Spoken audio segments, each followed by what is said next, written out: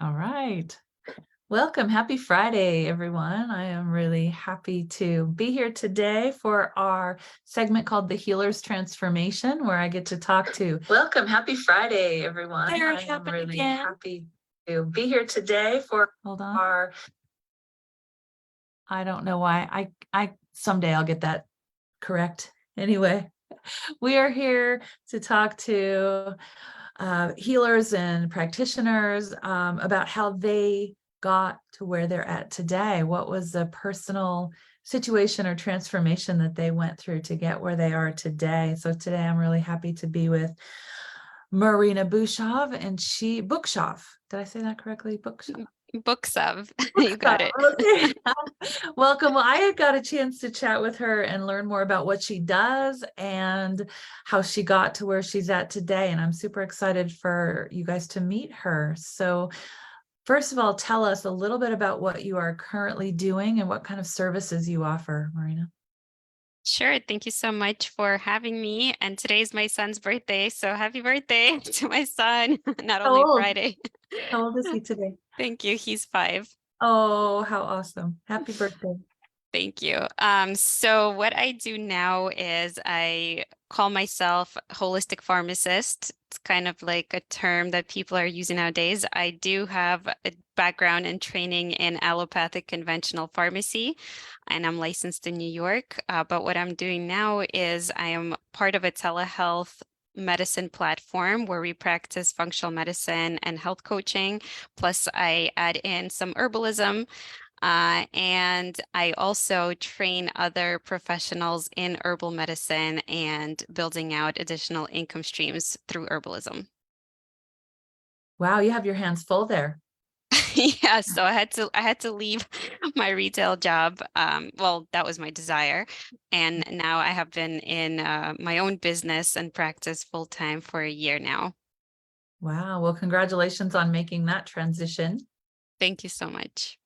Yeah. So tell me a little bit about the process that took you from being in that place in the world of pharmacy into now this more holistic world that you're navigating. Yeah, absolutely. So I still think of myself as a work in progress, and I'm still in my process and, have my sights on um, other things and other ways to expand my soul's desires as well as my ambitions. But it's been a work in progress for about 10 years now, ever since I graduated pharmacy school. Before that, I was brought up very conservatively and very like, allopathically conventionally, if you could say that, about a childhood. But, just basically, my parents were both very scientific minded, chemists, biologists. And, I went into pharmacy. I was really good in the physical sciences, not in sort of like the metaphysical that I'm into now. But the hard sciences. So pharmacy just seemed like a good, lucrative career combination, combining my parents' passions and strengths and my own. So I loved it, actually. I loved the education. I loved learning about the disease states and what the drugs do to the body, what the body does to the drugs, etc. But I also loved the traditional roots where pharmacy comes from. And I realized that that's actually herbal medicine. And whenever I would travel to different countries and also from my own cultural background, which is Slavic, I know that everything was originated with herbal medicine, even the conventional system, even the drugs. And then a lot of the holistic systems utilize plant medicines as well as spiritual uses. So I was always kind of fascinated by that side of the profession and the origins. And then whenever I would see apothecaries and things like that, I would always see herbs in there. And then the pharmacists in different countries were always so knowledgeable about not just the drugs, but other things you could do for self-care. So that's something that was inspiring to me. But unfortunately, we didn't learn too much about that in pharmacy school. But I was exposed to it through a complementary and alternative elective that I took. We also had a nutraceuticals class. And then we had a school club dedicated to holistic and alternative medicine. So I did get some taste of it in school. And then when it came time to sort of choose my career path, I became very, very overwhelmed and stressed because a part of me wanted to do something that looks good on the outside and, choose a very lucrative path in residency or fellowship and, make my parents proud and all of that. But a part of me knew that I wasn't really going to be happy in any of these fields that are so coveted.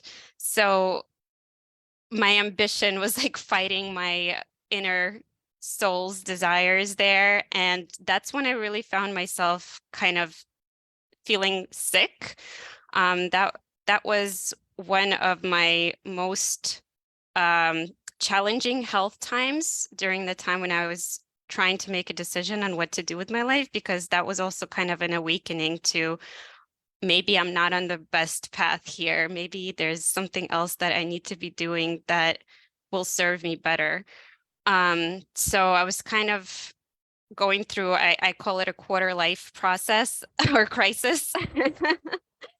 And so I just ended up accepting a job, a local independent community pharmacy job. And in a way, it was fulfilling my desire to learn more about the holistic side because it was in an ethnic Russian neighborhood where they used a lot of herbs. So I was exposed to that within the pharmacy. And prior to that, I also saw some other naturopathic minded pharmacies and pharmacists where I would intern and work like in the summers and during school. So I kind of already was in that functional medicine, holistic herbal world, and I was exposed to the fact that some pharmacies are integrating these two worlds, and I was really interested in that. So I was happy where I ended up ultimately, but I still found myself, just being very restricted and limited to the rules of pharmacy and the scope to which I was tied to by my license. So I wasn't really telling people much outside of the realm of, conventional pharmacy counseling and insurance, whatever insurance covers and whatever the doctors ordered. I just really couldn't go outside of that. So I decided to ask some mentors and guides like from school what I should do. So I ended up getting the encouragement or the idea to go into health coaching. So that's how I started health coaching. And then from there, I went into functional medicine and functional nutrition. And from there, I finally was also guided to herbalism. So I checked out a local herb shop and I interned there, and then they kind of encouraged me to keep going and get a more formal education. So luckily there was a local school and I did a 3-year clinical herbalism program. And that's what really put all the pieces together for me, really tied in pharmacy to the holistic medicine and how I could start to be proud of my profession versus being ashamed of being a pharmacist. I went through a very challenging time, like struggling to find fulfillment and joy and pride in my chosen profession. And I was kind of like not feeling very good about what I was doing. And I was feeling like I'm not really helping people and I can't Was really that do your quarter anything. life crisis right there? Yeah. Yeah, yeah. Yeah, so in my personal health, I've always kind of been on the, low immunity, getting sick all the time, like not great digestive function, like very, I would say depleted sort of body type, and the systems that run my body and my metabolism, things like that. So I did find myself a little bit constitutionally weak. And then I did have a couple of weird illnesses show up, and most of them were concentrated right around the time of the mid quarter life, rather, crisis. So I started having weird digestive imbalance. I started having like burping like very, very, bothersome burping after every meal, and then in between meals, it just like it seemed to have it just come out of nowhere and it wouldn't end. So it became really bothersome for me. And then I also started tearing, like my eyes would just tear. This was right around the time when I was getting ready to graduate pharmacy school. So during all these interviews that I would go to to try to secure a good lucrative position, um, my eyes would just tear. I couldn't wear makeup. I was feeling very, discouraged and down on myself.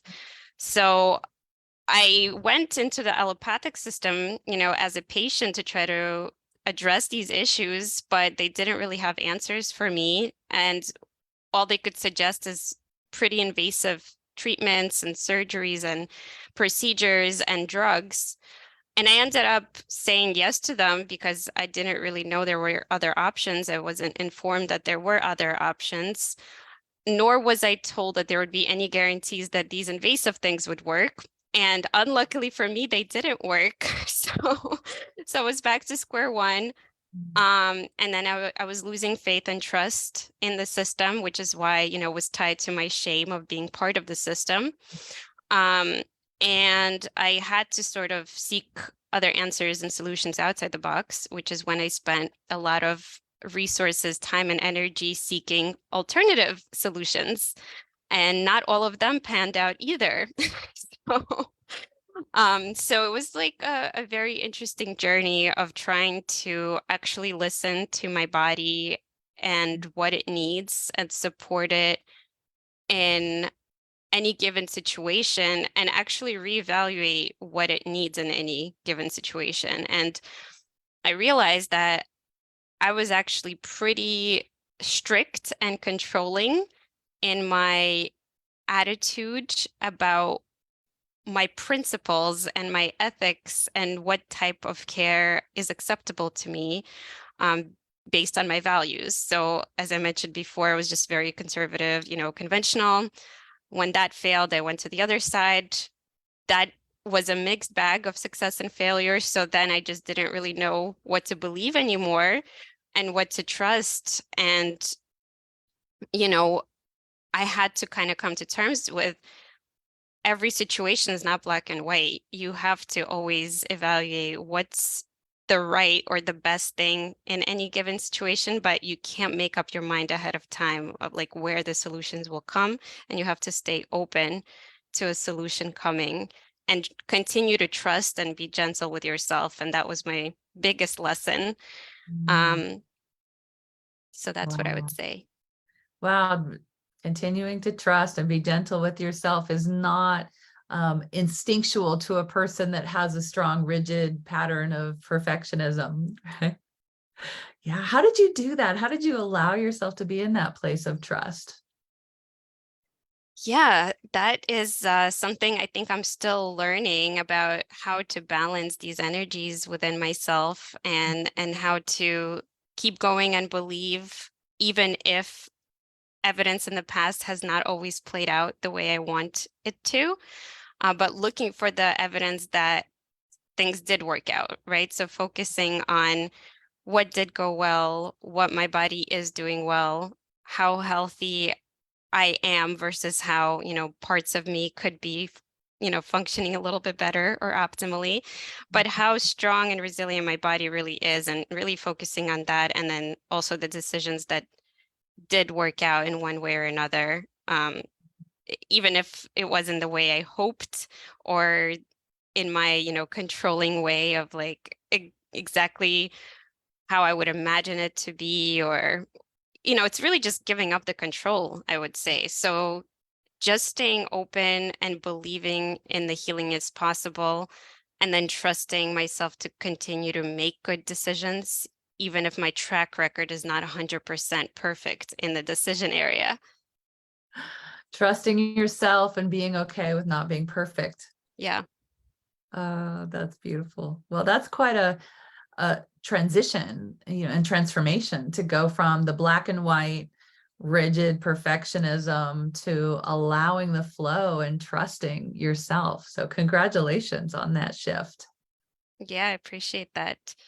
And I Yeah. did have some successes and wins along the way, like I mentioned. So even though not every conventional and not every holistic modality was optimal, there was a way where I was able to navigate that world and did bring a lot of relief and was able to stop relying on surgeries and drugs for, very limited relief. And am now completely drug-free and just take care of myself with herbs and listening to my body. And again, recently, I think I was tested last year. I had kind of been neglecting my body once again and not really listening to its symptoms because I wanted maybe to pretend or avoid certain interventions that I thought might be necessary, which went against my more holistic principles and might have actually needed some stronger interventions in the allopathic world. And so because I still wasn't comfortable with leaning on, this any situational need, and I was still kind of trying to push myself towards the black and white thinking and only going for, let's say, the holistic. At that time, I was very, very holistic. So I kind of ignored maybe signs from my body that I needed stronger support and help. And I actually landed myself in a hospital fighting for my life with a 50% mortality rate with what I had. I had a cerebral sinus venous thrombosis, Mm. which was secondary to a sinus infection that was just very neglected. I didn't realize it was a sinus infection. I never had one in the past, but I did have a lot of phlegm, and I just figured it's going to go away. And I was pregnant and I didn't want to take antibiotics. And I didn't really seek the medical care that I should have at the time, Mm. thinking that it's just going to go away. My body's fine. But I'll again, push through it, right? yeah, You're I'll push probably through it. really good at that, pushing through it. Yeah. And again, not really realizing that, okay, my pregnant body needs more support.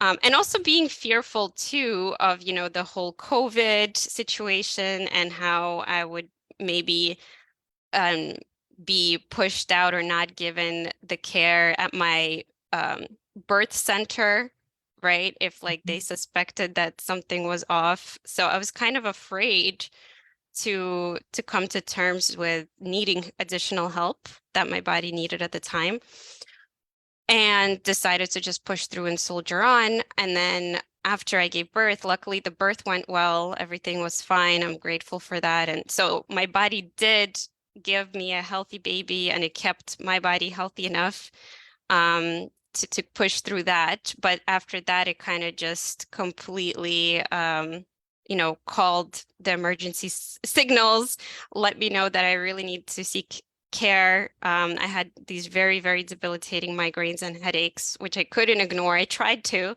but I couldn't. And I even accepted medications, and even my medications stopped working. And so I finally went and sought care and got an MRI and went to the hospital and had to stay there for a week, separated from my baby, pumping and dumping, and praying that this would be over and my body would push through, and miraculously it did.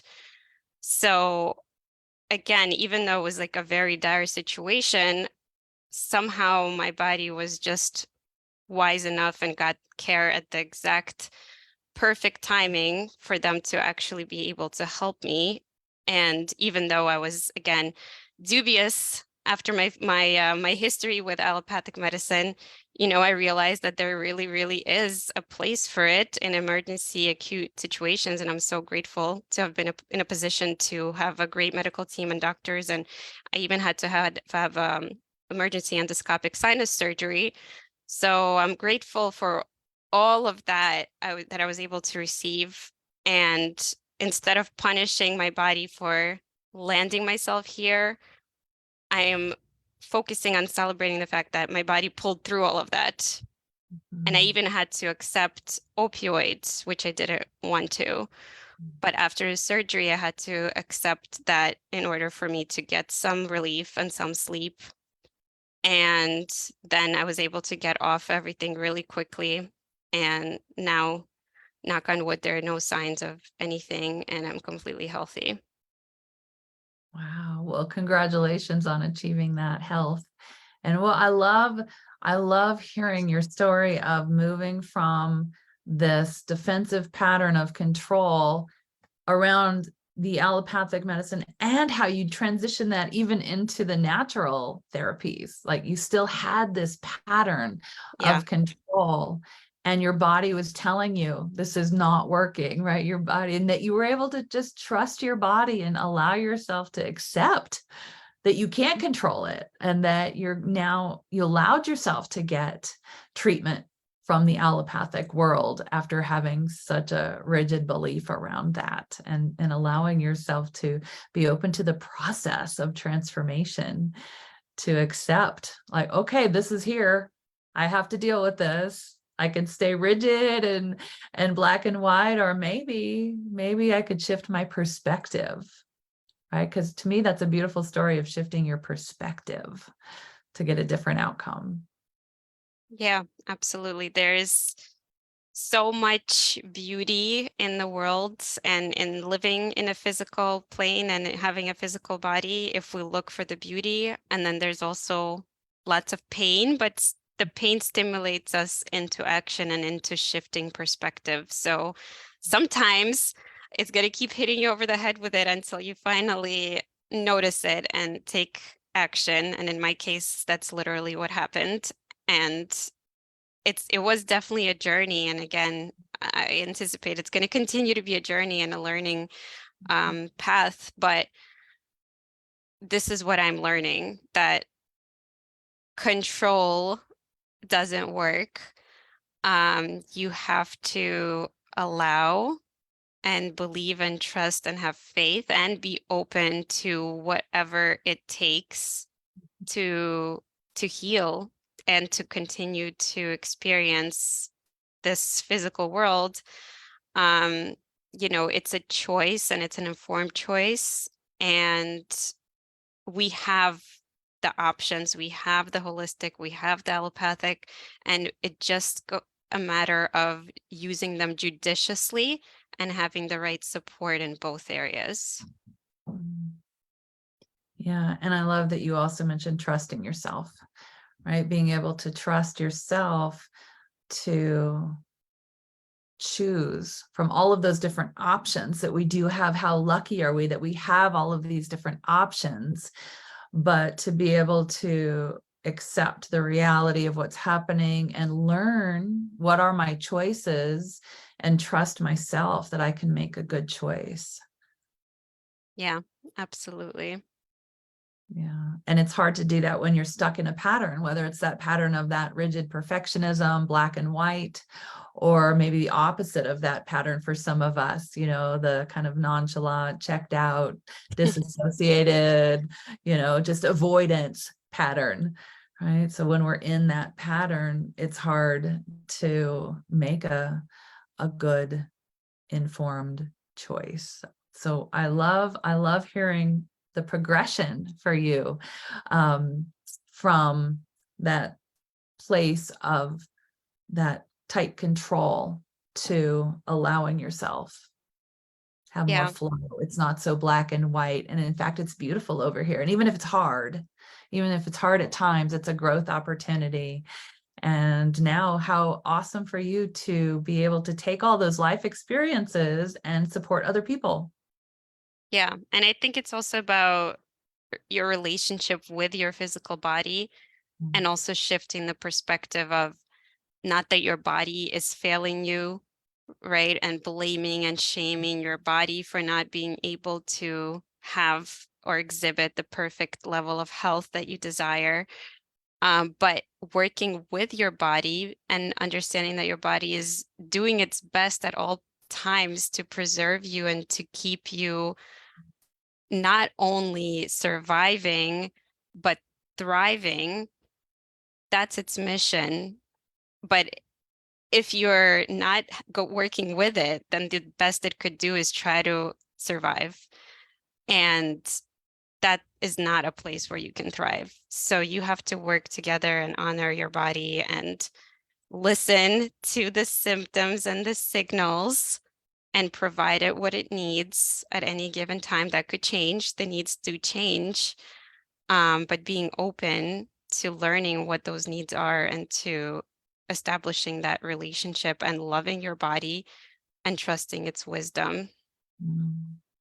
Trusting the body's wisdom. Yeah, that's a beautiful message. Well, thank you so much for sharing your beautiful story of transformation and how you got to where you're at today. And I would love for you to provide us with how people can learn more about you. So if you want to just verbally say what your website is or how people can find you, and then we will make sure to put her information in the comments below after we're done with this video. Yeah, thank you so much. So I'm active on Facebook if you just want to friend me. And I also have 2 groups on Facebook, Holistic Embodiment and Holistic Pharmacists. And my website is drmarinabooksov.com. So you can come check out my blogs and my podcast or send me a note there. Thank you so much, Marina. We will put that information below the video shortly. And I'm so glad to hear your story and get to know you a little bit. I look forward to seeing you again soon. Thank you so much, Kimberly. It was an honor. Thanks, Marina. Bye.